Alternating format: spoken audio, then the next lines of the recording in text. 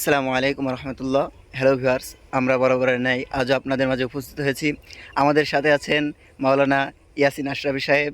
তার মুখ থেকে আমরা একটা গজল শুনবো ইনশাল্লাহ।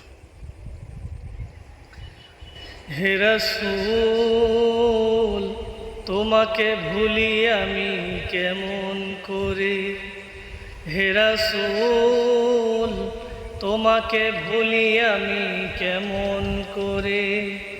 হাজারো ব্যথা বেদনার পরে ফিরে আসনি তুমি আপন ঘরে।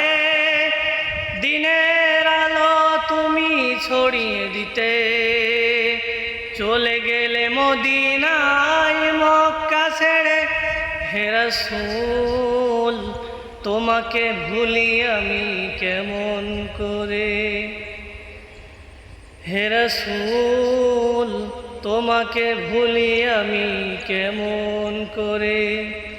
খেয়ে না খেয়ে দিন প্রচারের কাজে নিজেকে দিয়েছ বিলিয়ে। তায়েফের কাফেরেরা চিনল না এ আলো, দুষ্টু ছেলেদের পিছে দিল লেলিয়ে।